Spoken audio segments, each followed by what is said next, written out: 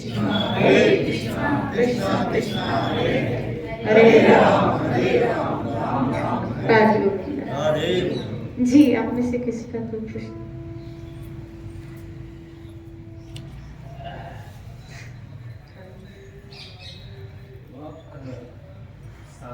साधक को क्या इतनी परमिशन है कि अपने गुरु को इंस्ट्रक्शंस दे सके? बिल्कुल।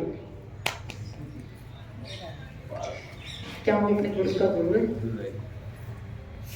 यहाँ कृष्ण गीता में कह रहे हैं, तद्विधि प्रणिपातेन परिपृष्टेन सेव्य उपदिक्षन्ति के ज्ञानम ज्ञानम तत्वदर्शिना। तुम गुरु के पास जाओ, लेकिन उसके साथ एक कंडीशन भी बताइए। कैसे? विनय होगी। आपने अगर ये श्लोक अच्छी तरह से हमने पढ़ा हो, विनम्रता से उनकी क्या करो? सेवा करो, उनसे जिज्ञासा करो।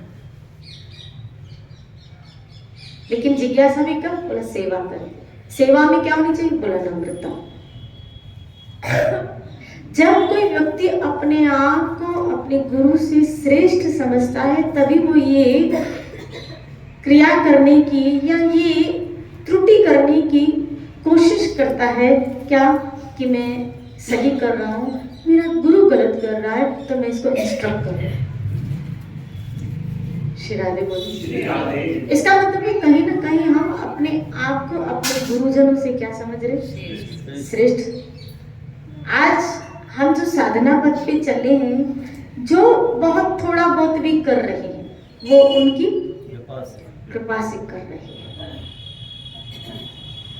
कभी कभी कुछ क्रियाएं हमको समझ में नहीं आती है उनकी, तो ये मतलब नहीं कि वो त्रुटि कर रहे हैं। क्या पता, जैसे कबीर जी वैश्या को लेके, एक गणिका को लेके काशी की गलियों में घूम रहे, और बोतल में क्या था? पानी कलर वाला। लेकिन लोगों को तो क्या दिख रहा था? शराब। अब लोगों को दिख रहा था, लेकिन कबीर क्या कर रहे थे? तो ये तो कबीर को पता, उनके अंदर क्या था ये तो और कोई जान नहीं पा रहा था। अब उस वैश्या को साथ लेके घूम रहे, लेकिन वो कबीर नहीं जान रहे, लोग नहीं जान पा रहे थे, काशी के लोग। लेकिन कबीर के मन में क्या था कि जो भीड़ इकट्ठी हो रही है उसको छटाई की जाए। क्रिया हमको उस वक्त उनकी समझ में नहीं आई लोगों को, लेकिन वास्तव में कबीर के उद्देश्य तो क्लियर था। श्री राधे बोलिए। और बाद में उस राजा को करके भी दिखाया, काशी नरेश को वहां करके भी दिखाया कि मैंने ऐसा क्यों किया था। इसलिए ये शिष्य का कभी भी ऐसा वृत्ति नहीं होनी चाहिए उसकी कि वो ये विचार रखे कि हम गुरु को क्या करें? इंस्ट्रक्ट। अगर वो ऐसा सोचता है या अगर वो ऐसा करता है, तो ये एक बहुत बड़ी, हाँ ऐसा हो सकता है कि गुरु महाराज भी नम्रता से वो सेवा करें। गुरु महाराज, ये बात मुझे समझ में नहीं आ रही है, इसमें आपका क्या रहस्य है? क्योंकि मेरे मन में शंका है और मैं नहीं चाहता हूँ कि मेरे मन में आपके प्रति कोई शंका है, क्योंकि जहाँ शंका है मेरी भक्ति का पतन होगा। श्री राधे बोली। तो मुझे समझ में नहीं आ रहा है गुरु महाराज, तो इसमें क्या लीला है आपकी, क्या रहस्य? हाँ, जिज्ञासा कर सकते हो, जिज्ञासा करने का हमको अधिकार है, लेकिन उस जिज्ञासा के पीछे भी कृष्ण ने क्या कहा? नम्रता से। इंस्ट्रक्शन देना मतलब क्या समझते हो? कि हम उनको क्या दे रहे? ऑर्डर दे रहे। श्री राधे बोले, हम उनको डायरेक्शन दे रहे हैं। जो हमें डायरेक्ट कर रहा है, हम उसको डायरेक्ट कर रहे हैं, हम उसको डायरेक्शन। इंस्ट्रक्शन का अर्थ है कि हम उनको क्या दे रहे हैं? डायरेक्शन। डायरेक्शन व्यक्ति कब देता है बताओ? जब हम गाड़ी चलाते हैं तो हम अगर कहीं गलत दिशा पे होते हैं, तभी तो हम किसी से पूछते हैं। श्री राधे बोलिए।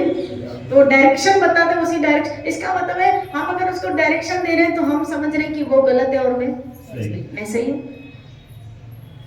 वो गलत है या उनसे ज्यादा मैं नॉलेज रखता हूँ, जानता हूँ। श्री राधे बोले तो कभी भी हमको, हाँ मैंने फिर कहा कि अगर कुछ नहीं समझ में आ रहा है तो राय मशवरा लेना। ये क्या होना चाहिए कि अंदर मेरे अंदर ये जिज्ञासा, ये बात आई है जो मुझे समझ में नहीं आ रही, तो मुझे इसका समाधान कीजिए ताकि मेरी श्रद्धा आपके प्रति बनी रहे।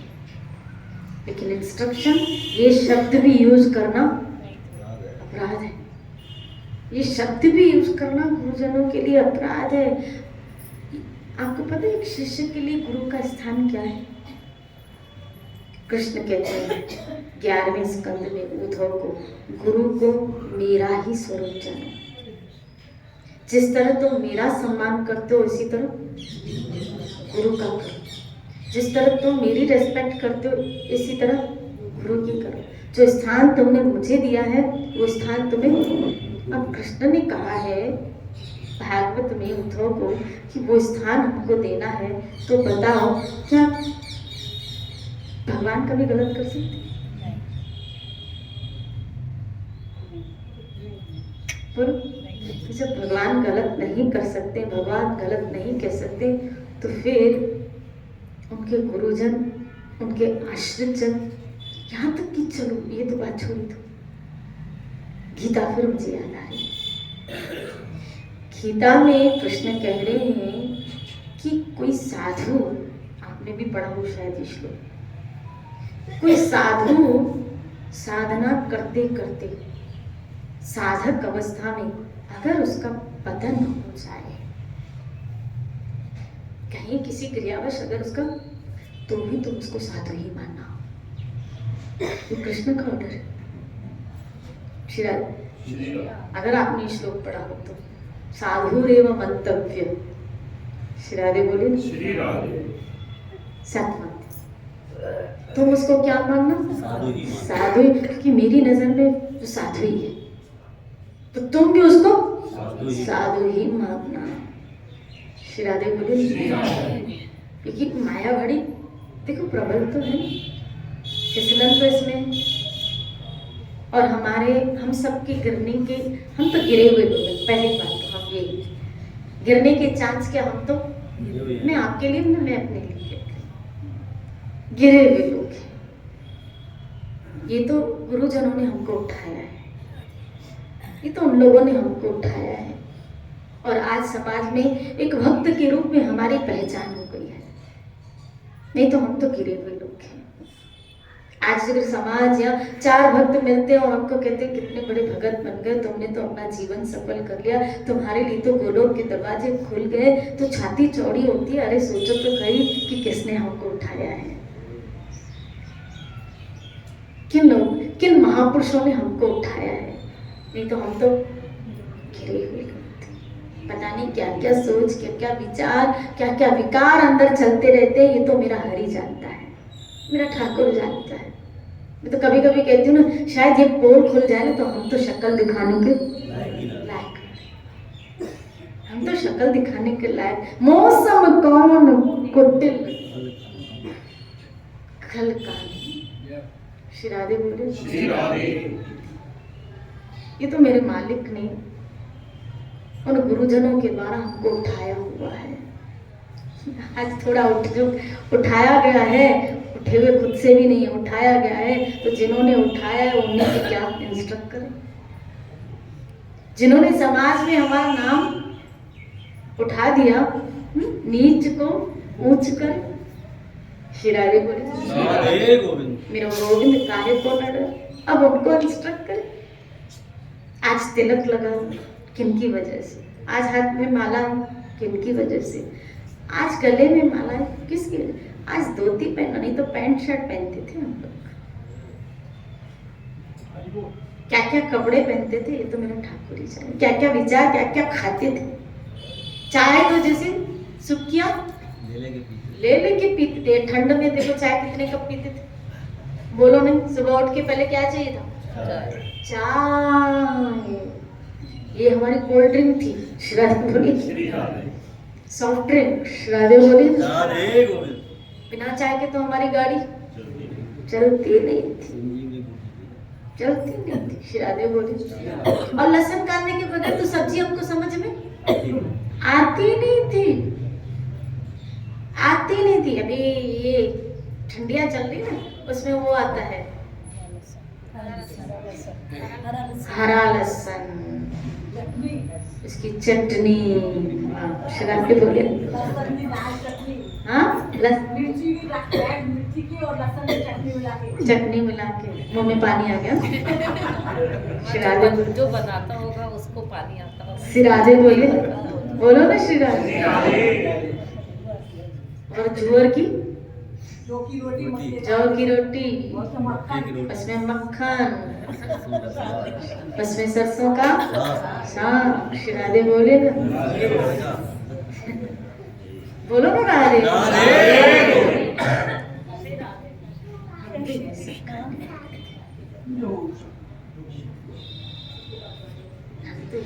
और ज्वार की रोटी में तो वो जो ये हरी लहसुन आती थी उसको काट के उसको डोडा बना के वो खा लेते थे। आप देखो तो खरी आज हमारे जीवन में क्या परिवर्तन उन गुरुजनों की वजह से आया। जब अपना विश्लेषण करते हैं कि आज इस प्लेटफॉर्म पे खड़े हूँ कि आज मुंह से राधे राधे, मुंह से राम राम, मुंह से कृष्ण कृष्ण निकल रहा है। बलहारी गुरु आपकी दरो दरो सवार, मनुष्य को देता कि न करत न लागी वार। आज गले में कंठी आ गई, सोने की चेन पहनते थे हम तो, और ऐसी छाती दिखाते थे। देखो देखो क्या है, चेन पहन। चेन पहनने वाले दूसरों को बेचैन करते थे और आज कंठी आ गई, अब चैन से रहते। शिरादे बोले, बोलो ना शिरादे। ये किसने किया? उन गुरुजनों की कृपा ही तो है, उन महापुरुषों की कृपा। खाली ये भी देख लोगे ना तो बार बार उनकी कृपा को महसूस जब करोगे ना, देखो वो क्या कर रहे हैं ये मत देखो, उन्होंने हमको क्या दिया है वो देखो। उन्होंने हमको क्या दिया है? अमूल्य कृष्ण, कृष्ण नाम, कृष्ण भक्ति, यह अमूल्य धन जिसको मीरा ने कहा पायो जी मैंने रतन। शिरादे बोले, जिसको परम धन कहा गया है वो परम धन श्री हरि का नाम। हरे कृष्ण कृष्ण कृष्ण हरे हरे, हरे राम अरे हमको तो जीने का आधार मिल गया। लोगों कई बोलते मेरा बच्चा जीने का आधार है, कई बोलते क्या बिजनेस जीने का आधार है, कईयों को बिजनेस आधार है, कईयों को बच्चे आधार है, कईयों को पति आधार है, कईयों को पत्नी आधार है। हम भाग्यशाली लोग नहीं, हमको नाम आधार है, हमें हरि नाम का आधार है। मैं तो जब भी ऐसे माला उठाती हूँ, माला को देखती हूँ, ऐसे लगती है इतना बड़ा आधार मिल गया, इतनी बड़ी लाठी मुझे मिल गई, इतना बड़ा आधार मुझे मिल गया कि अब इस आधार से पूरी जिंदगी आराम से कट जाएगी, फिर किसी की जरूरत भी नहीं है। और ये आधार मेरे साथ भी चलेगा, ये आधार मेरे साथ भी चलेगा, मेरे साथ रहेगा। जिसको मैं पकड़े हुए हूँ, जिस नाम को पकड़े हुए हूँ, वो अभी तो पकड़े हुए हूँ, लेकिन नाम अंत के बाद भी मुझे पकड़ के रखेगा, मेरे साथ चलेगा। वो धन मुझे मेरे गुरु ने दिया है कि वो पूंजी मेरे साथ चलेगी। शिरादे बोली, मैं अभी फ्लाइट में आ रही थी तो मैं जब भी कर रही थी तो थोड़ी देर में एयर होस्टेस आई, बोलती यार क्या कर रहे हो? तो मैंने कहा भजन कर रहे, जब कर रहे। तो बोला थोड़ी देर के लिए ऊपर रखो आपका ये बिग बैग, आपका ये ऊपर रखो, वो काउंटर ऊपर। तो बोला ऊपर रखो, जब तक फ्लाइट चढ़े तब तक रखो। मैंने कहा क्यों? बोला फॉर 5 मिनट्स ओनली। मैंने उससे आर्ग्यू नहीं किया, मैंने कहा ओके। तो मैं भजन सुन रही थी, लेकिन मेरी बेचैनी हो रही थी, थोड़ी देर के लिए जुदा हो गई। ऐसा लगा कि जल्दी ऊपर चढ़े तो मैं जल्दी उसको अपने साथ रखूं। श्री राधे बोली। ये जल्दी चढ़े तो मैं जल्दी, और जैसे ही फ्लाइट ऊपर चढ़ा और मैंने जल्दी अपनी झोली ले ली। श्री राधे बोली। ऐसा लगता है कि ये जुदा ना हो, सोते समय, चलते समय। अरे फ्लाइट क्रैश भी हो तो ये तो साथ होगा। श्री राधे बोले, बोलो ना श्री राधे।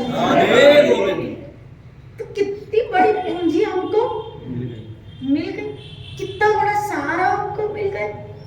आप सोचो तो खरी, आप विचार तो करो, और ये सहारा जिन्होंने दिया उनका कितना शुक्र करें, कितना थैंक्स बोले। श्री राधे बोलो। एक बहू भी, घर की बहू प्रेग्नेंट होती है और लड़का पैदा करती है बच्चा, तो वो बोलती है क्या, हमारे घर का चिराग, हमारे घर के वंश को इसने बढ़ा दिया। और उस बहू के हम घड़ी घड़ी क्या जाते, बोलो, बलहारी जाते, बलहारी जाते हैं क्या, कि इसने हमारे कुल की वृद्धि की। श्री राधे बोली। लो भाई वाह, आपकी कुल की, आपके घर की, आपके खानदान की अगर कोई वृद्धि करे तो आप उसके ऊपर बलहारी जाते हो, उसको थैंक्स बोलते हो, उसको कई बार शुक्राना करते हो, उसको प्यार भरी नजर से आप देते। कभी कभी तो कई सारी गिफ्ट भी हम उसको देते, कई सारी चीजें उसको लेके देते। सोचो, खाली आपके कुल को, आपके खानदान को कोई बड़ा है तो जिसने आपके खानदान को अमर करने का साधन दे दिया उसको। उन संतों को क्या कहें जिन्होंने भक्ति का बीज हमारे अंदर डाल दिया, कि आपके वंशज, वहां तो भागवत ने कह दिया कि उस घर के पितृ नाचने लगते हैं जिस घर में हरि भजन होता है, जिस घर में हरि भक्ति होती है उस घर के पितृ नाचने लगते हैं। क्यों? बोला हमें मुक्त करने वाला कोई आ गया, हमें इस लोक से भी छुड़ाने वाला कोई आ गया। श्री राधे बोली। कितनी बड़ी बात हो गई, कितनी बड़ी बात हो गई। याद रखना, जिसके संग से आपके अंदर नाम का संचार हो, नाम में वृद्धि हो, नाम में श्रद्धा जागृत हो, नाम के प्रति आपकी आस्था जागृत हो, नाम के प्रति आपका झुकाव हो जाए, आपके रोम रोम में जब नाम आ जाए, उन संतों की बार बार बलहारी जाओ कि धन्य है ऐसे संतों का संग जिन्होंने हमारे अंदर ऐसे भक्ति के बीज को बो दिया। कहाँ बंजर जमीन, और उस बंजर जमीन में भक्ति आ गई। श्री राधे। इसलिए कभी भी ये गलती ना करें कि हम गुरुजनों को क्या दें, ये अपराध है। सत्संग में गया था, वहाँ पे संत प्रवचन दे रहे थे, तो बीच में किसी ने कुछ पूछा, तो संतों के पास में बैठने वाले ने हमको बड़ा बैठा दिया, और संतों को बोला कि महाराज जी आप तो कथा करो। फिर 2 बार हुआ, 2 बार किसी ने प्रश्न पूछा, तो उन लोग को प्रश्न नहीं करने दिया, संतों को ऑर्डर दे रहे वो कि आप कथा करो कथा, क्योंकि इंस्ट्रक्शन ही देना होता है। हाँ, लेकिन देखो, अगर वो कथा का प्रवाह चल रहा है ना, कथा का प्रवाह चल रहा है ना, तो उसमें प्रश्न उत्तर पर नहीं करने चाहिए। ये हम डिस्टर्ब कर रहे हैं उनको। हाँ, अगर वो कह रहे हैं प्रश्न पूछो, तो ये एक मर्यादा है। क्या? एक सत्संग की भी एक लेवल होता है। अब जैसे अपन यहाँ सत्संग कर रहे हैं और हम बाहर चौक पे, रोड पे अगर करेंगे तो ना मेरी लय जुड़ेगी ना आपकी लय जुड़ेगी, ना मेरी चेतना स्थिर होगी ना आपकी चेतना स्थिर होगी। सत्संग का भी एक स्टैंडर्ड है, लेवल है। श्री राधे बोलिए। तो जहां अगर संत कह रहा है आपको प्रश्न पूछो, तो वहां आपको पूछे। लेकिन जहां कथा का प्रवाह चल रहा है और कथा का प्रवाह चल रही है, महाराज जी एक प्रश्न पूछो, तो फिर ये हम डिस्टर्ब कर रहे हैं। कभी भी कथा के बीच में बोलना नहीं चाहिए। आपको पता है 4 प्रकार के श्रोता बताए गए। स्कंद पुराण, श्री राधे बोलिए। पद्म पुराण या स्कंद, पद्म पुराण, 4 प्रकार के श्रोता बताएंगे। एक मीन, एक हंस, एक शुक्र। शुक्र ने तोते की तरह। श्री राधे बोलिए।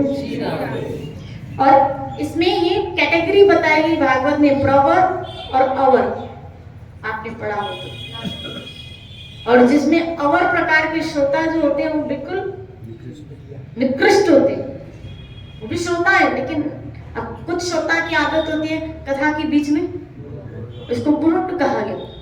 श्री राधे बोलिए। कि बीच बीच में वो कथा के बोल दे तो वो डिस्टर्ब करते हैं कथा के बीच में बोल के। कभी भी कथा, क्योंकि कथा का एक प्रवाह चलता है, तो घंटों कथा का एक प्रवाह चलता है, घंटों का।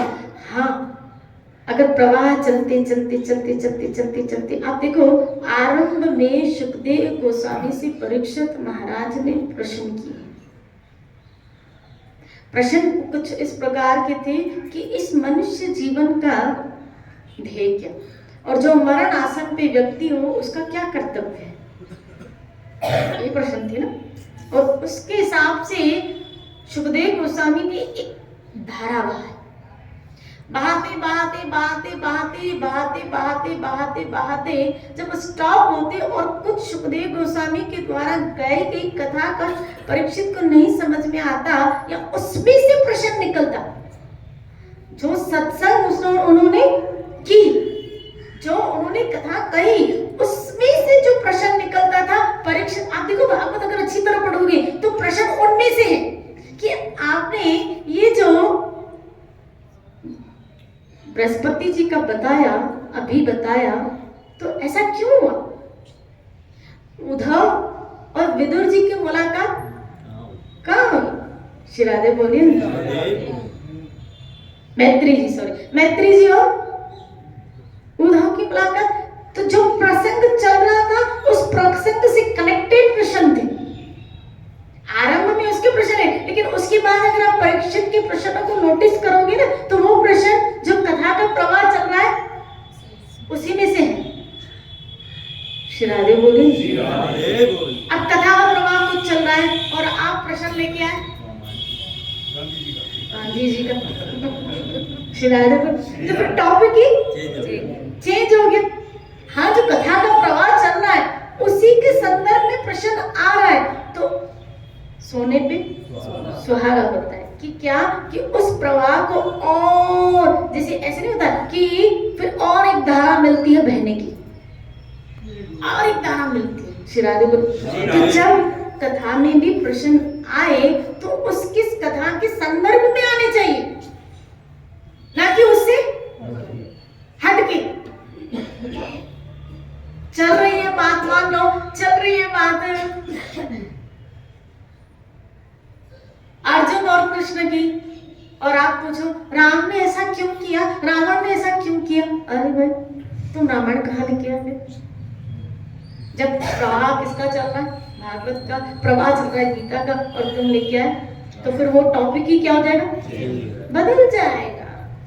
ये प्रश्न जो मिक्सअप में कभी पूछे जाते हैं ना, तभी हम लोग प्रश्न उत्तर रखते हैं, वहां आप पूछ सकते हैं। लेकिन जब कथा की प्रवाह चल रहा हो ना, तो कथा के संदर्भ में ही प्रश्न होने चाहिए।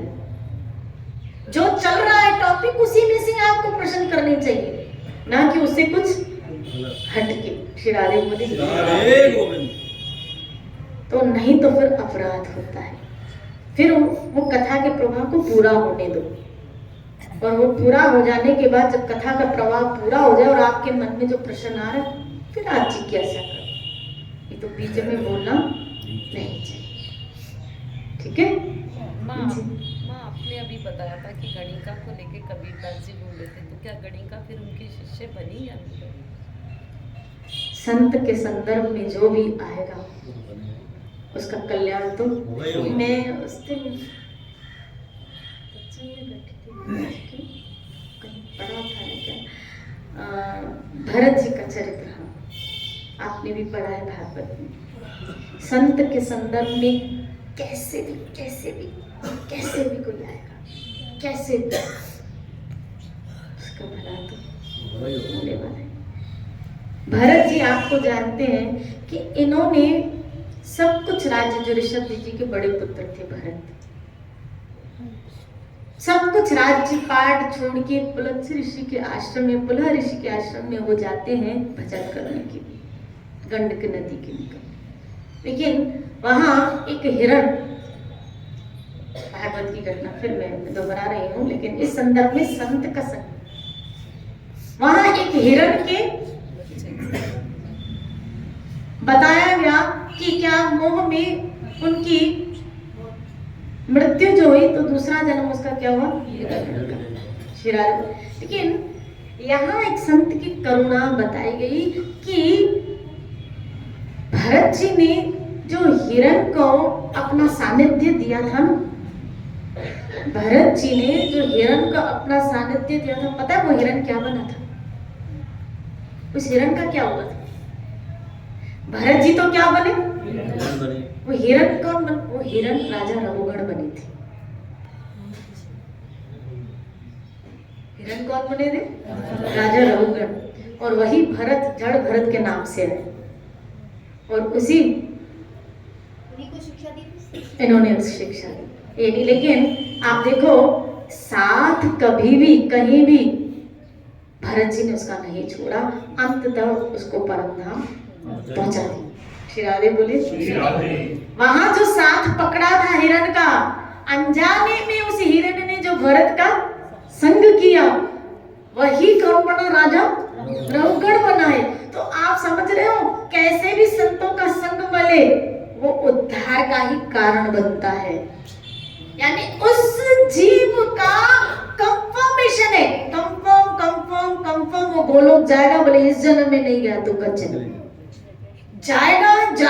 जाएगा भगवत धाम वो जाएगा। क्योंकि वो संत इतने करुणाशील होते, इतनी दया होती है उन जीवों के प्रति जिसको वो थाम लेते हैं, और जब तक उसका उद्धार नहीं करते तब तक उनको छोड़ते नहीं है। उसी रघुगण को ज्ञान देके, वैराग की शिक्षा देके अंततः उसकी सदगति कराए। श्री राधे बोले। बोलो श्री राधे। संत का संग कभी व्यर्थ नहीं। इसीलिए तो कहा लो मात्र साधु संग सर्व सिद्धि होय। साधु संग सर्व शास्त्र कोय, लो मात्र साधु संग सर्व सिद्धि होय। थोड़ा भी साधु का संग आपके जीवन का मंगल निधान करने वाला है। ये जो हमें रोज सत्संग मिल रही है ना, एक लॉटरी लगी है। भले अब वो घर के दरवाजे आज नहीं तो कल खुलने वाले हैं। श्री राधे बोले। या अभी अपनी अपनी दौड़ के ऊपर है, कौन कितना उसमें दौड़ लगाता है। एक बार संत किसी का हाथ पकड़ लेते हैं ना, तो वो छोड़ते नहीं हैं। वो बार बार आएंगे, बार बार आएंगे, बार बार आएंगे। कब तक आएंगे? जब तक हम वहां पहुंच नहीं जाएंगे। जब तक हम वहां पहुंच नहीं जाएंगे, हमें उठाने के लिए आते रहेंगे। इन संतों का आना, संतों का संग करना मंगलदायक होता है। श्री राधे बोले। इसीलिए तो कबीर जी ने कहा गड़ काटे खोट। गुरु क्या करता है? वो अंदर घुस के तुम्हारे अंदर की खोट को, अंदर के दम्भ को, दुविधाओं को, कंफ्यूजन को मिटा के गोविंद को भर दे। यही गुरु का काम। गुरु का काम गोविंद को भरना है, गोविंद को भरना। हमारे अंदर गोविंद को, उसकी श्रद्धा को, उसके नाम को भरना है। वो गोविंद की, ठाकुर की बातें सुना सुना के हमारी आस्था को उनके ऊपर केंद्रित कर देते हैं। मैंने तो एक बार कहा था, आपको याद हो क्या? भक्त गुरुजन वो गवैये हैं, याद है? वो गवैये हैं। जैसे राजा के दरबार में गवैये राजा की क्या करते हैं? महिमा प्रशंसा करते रहते हैं। ऐसे गुरुजन वो गवाही है जो अपने उस राजा की प्रशंसा करते रहते हैं, उसकी महिमा गान करते, वो गवाही है उसकी। वो उस राजा की अपने ठाकुर की गुणगान करते रहते हैं, प्रशंसा करते रहते हैं। श्री राधे दीदी वो लाइन कौन सी जो अपन कहते हैं ना, वो गुरु की शब्दों से बखान नहीं कर सकते, कागज करूँ लेखनी, कौन सी? गुरु गुण लिखा नजर, सारी पृथ्वी कागज करो, सारी पृथ्वी कागज करो, मसन करूं मन राही, यानी जो लिखनी हो वो पेन उसको सारे वृक्षों को, कलम को क्या करूं, वृक्षों को करूं, और समुद्र को स्याही कर दूं, समुद्र को स्याही कर दूं तो भी गुरु गुण लिखा न जाए। श्री राधे बोलिए। यानी पूरे समुद्र को आप स्याही कर दो, पूरे वृक्षों को आप कलम कर दो, और पूरी पृथ्वी को आप कागज कर दो, तो भी आप गुरु की गुण लिख नहीं पाओगे। इतनी अथा, और ये बात परम परम परम परम सत्य है जी। कबीर जी का जो एक्सपीरियंस, जो अनुभव है ना इस चीज का, ये परम सत्य है। और ये बात मैं अनुभवों से कह रही हूँ। कितने करुणाशील, क्योंकि मैंने अपने गुरु को पर्सनल इस लेवल पे देखा है कि कितने दयालु होते हैं जीवों के प्रति। मैंने संतों को देखा कि कितनी ममता, कितनी दया, कितनी करुणा होती है उनका जीवों के प्रति, कितना वात्सल्य स्नेह होता है उनका जीवों के प्रति। वो कुछ भी करते हैं जीवों को उठाने के लिए, कुछ भी। हम और आप भी कभी ना नाचे, हम और आप भी अहम के कारण कभी ना ऐसा करें, लेकिन वो भजन कराने के लिए, आपसे भजन कराने के लिए वो आपके साथ शिरादे आपको उठाने के लिए, वो हमको उठाने के लिए। आपको पता है उनको कहां कहां तक नीचे आना पड़ता है हमको उठाने के लिए। हम तो अहंकारी जीव हैं। कुछ दो चार बातें इधर उधर की क्या जान ली, थोड़े शास्त्र क्या पढ़ लिए, थोड़ा भजन क्या कर लिया, सोचते हैं हम जैसा कोई भगत है ही नहीं। श्री राधे बोली। दो चार बातें इधर उधर की पढ़ ली, हमारे पास पढ़ाई बातें, सुनाई बातें, अनुभव का है। हमारे पास अनुभव थोड़ी है। हम सुन लेते तो जान लिया, पढ़ लिया तो जान लिया, कुछ भजन कर लिया उनकी कृपा से, तो हम क्या सोचते हैं कि हम जैसा तो कोई है ही नहीं। लेकिन आप संतों के हृदय को नहीं नाप पाओगे। उनके अनुभव, उनका हृदय में कितनी बड़ी ममता, उनका वात्सल्य, उनका जीवों के प्रति करुणा। संत बन, मैं सही बोल रही हूँ, भक्त बनना फिर भी आसान है, संत बनना बहुत मुश्किल है, बहुत मुश्किल है। तब क्यों कहना पड़ा भगवान को, मोते अधिक संत कर लेखा। श्री राधे बोले। संत बनना बहुत मुश्किल है, भक्त बनना फिर भी आसान है, भजन करना फिर भी आसान है। न किसी से लेना, न किसी से लेना। कहीं अभी हमें ब्रज में गए थे, न किसी से लेना, अपना भजन कर रहे हैं। भाड़ में जाए जीव, भाड़ में जाओ। तुम आए तो हमसे शिक्षा लो, नहीं तो जाओ अपने घर खुश रहो। हमें ठाकुर जी पहुंचाते हैं ना, ठाकुर जी हम पहुंचा रहे हैं। लेकिन जो जीव, देखो 3 तरह के गुरु होते हैं।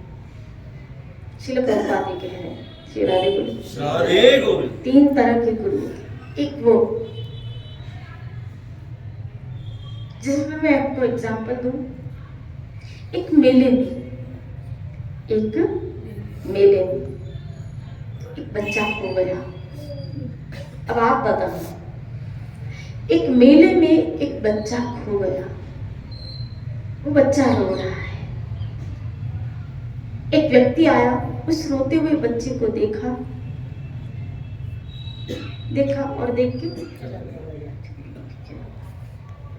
ऐसे कई हम लोग देखते हो। दूसरा आया, उसको रोते हुए देखा, उसको चॉकलेट लॉलीपॉप आदि दे दिया और चला। फिर राधे बोले। तीसरा आया, उसको रोते हुए देखा, उसको दया आई, उसके माता पिता को ढूंढने लगा और ढूंढते ढूंढते ढूंढते ढूंढते शाम हो गई। जब उसके माता पिता का पता चला तो उस बच्चे को उस माता पिता के साथ मिला दिया और फिर चला गया। अब बताओ इन तीनों में से श्रेष्ठ कौन?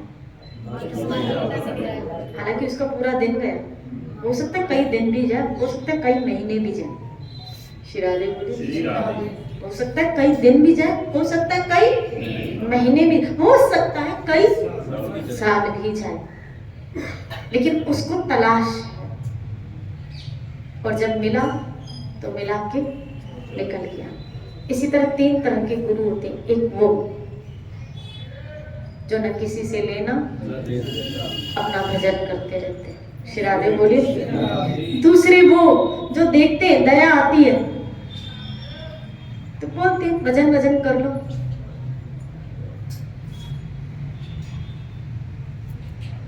तो वो अपने रास्ते 4 दिन सत्संग करें, सुनाया, दीक्षा दी, तुम अपने रास्ते, मैं अपने रास्ते। फिर संत से कोई मुलाकात ही नहीं है, नहीं मिल सकते हो आप। वो आते भी हैं, गाड़ी में आएंगे,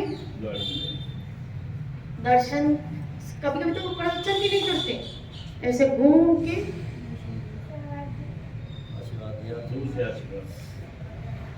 जाओगे।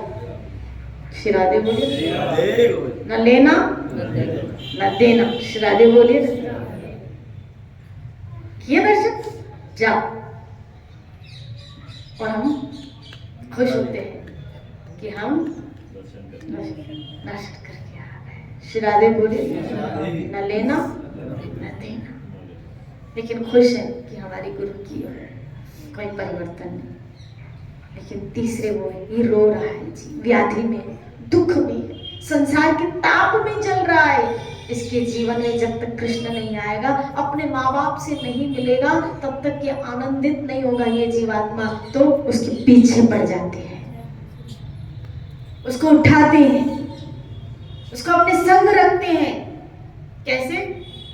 उसके अंदर भक्ति का संचार, उसको अपने पिता से जब तक नहीं मिलाते रहते हैं, कभी कभी तो जन्म लग जाते हैं, और जन्म तो जन्म आते रहते हैं।